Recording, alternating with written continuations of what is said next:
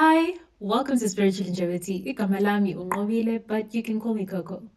As the name suggests, we are here to harness our spiritual life for our natural life. This channel is dedicated to reading and studying the Word of God. Last time I read Genesis 14, and today I am reading Genesis 15. So come along, beloved. The Lord's covenant with Abram. After this, the word of the Lord came to Abram in a vision. Do not be afraid, Abram. I am your shield, your very great reward. But Abram said, Sovereign Lord, what can you give me since I remain childless, and the one who will inherit my estate is Eliezer of Damascus? And Abram said, You have given me no children, so a servant in my household will be my heir. Then the word of the Lord came to him. This man will not be your heir, but a son who is your own flesh and blood will be your heir.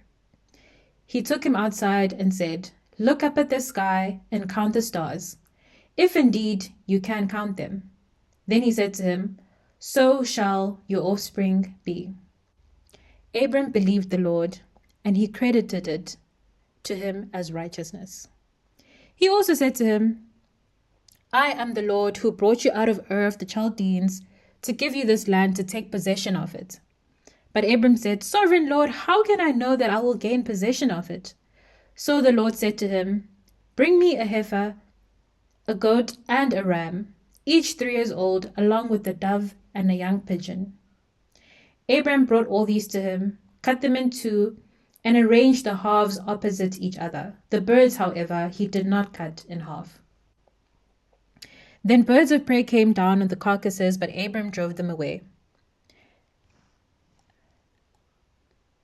As the sun was setting, Abram fell into a deep sleep, and a thick and dreadful darkness came over him. Then the Lord said to him, Know for certain that for 400 years your descendants will be strangers in a country not their own, and that they will be enslaved and mistreated there.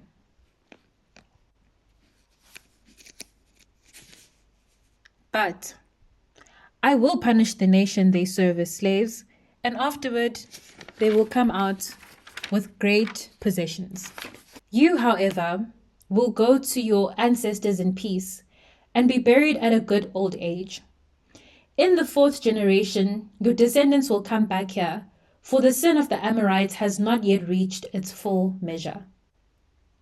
When the sun had set and darkness had fallen, a smoking fire pot with a blazing torch appeared and passed between the pieces. On that day, the Lord made a covenant with Abram and said, To your descendants I give this land, from the Wadi of Egypt to the great river the Euphrates, the land of the Kenites, Kenizzites, Cadmonites, Hittites, Perizzites, Rephaites, Amorites, Canaanites, Girgashites, and Jebusites.